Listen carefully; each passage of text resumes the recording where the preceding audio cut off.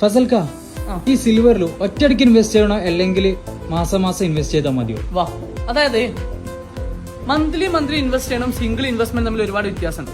Single investment ആകുമ്പോൾ നമുക്ക് ഇന്നത്തെ ഒരു പ്രൈസ് എന്താണ് സിൽവറിലുള്ളത് ആ പ്രൈസ് ആണ് കിട്ടുക. ഇന്ന് ഏകദേശം ഒരു 223 അങ്ങനെ എന്തോ ആണ് സിൽവർ പീസിന്റെ റേറ്റ്. അപ്പം മന്ത്ലി ഇൻവെസ്റ്റ് ചെയ്യുമ്പോൾ ഗുണം എന്താ വെച്ചാൽ ഇന്ന് 220 ഈ റേഞ്ചിലാണ് നമ്മളിപ്പം ഒരു ഫിക്സ്ഡ് എമൗണ്ടിന് ഒരു 10,000 റുപ്പീസിന് വാങ്ങിയതെന്ന് വിചാരിക്കാം. ഇതേ സാധനം നെക്സ്റ്റ് മന്ത് വാല്യൂ കുറച്ച് കുറഞ്ഞു എന്ന് വിചാരിക്കാം. അപ്പം അങ്ങനെ കുറഞ്ഞു വരുന്നതിനനുസരിച്ച് നമുക്ക് കൂടുതൽ ക്വാണ്ടിറ്റി വാങ്ങാൻ പറ്റും. ഈ 1 ലക്ഷം രൂപയ്ക്ക് ഇന്ന് വാങ്ങി ഒരു കൊല്ലം ഹോൾഡ് ചെയ്യുന്നതിനേക്കാളും നല്ലത് മന്ത്ലി ഒരു 10,000 അങ്ങനെ ഒരു ഫിക്സ്ഡ് എമൗണ്ടിന് വാങ്ങുന്നതാണ്. ഞാൻ 1,10,000 എന്ന് പറയുമ്പോൾ പേടിക്കണ്ട. 250 രൂപക്ക് മുതൽ സിൽവറിൽ എന്ത് ചെയ്യാം, നമുക്ക് SIP സ്റ്റാർട്ട് ചെയ്യാം. എല്ലാ മാസവും ഒരു 250 രൂപയെങ്കിലും അറ്റ്ലീസ്റ്റ് സിൽവറിലെങ്കിലും ഒന്ന് വാങ്ങി വെക്കാം.